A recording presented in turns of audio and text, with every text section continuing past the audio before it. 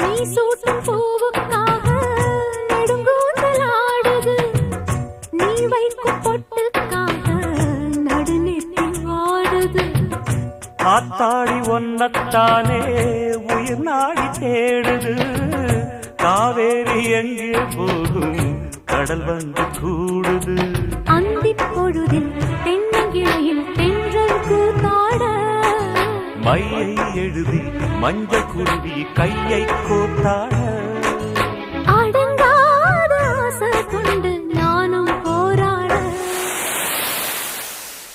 உனக்கென பிறந்தவ ரெக்க கட்டி பறந்தவ இவதான்.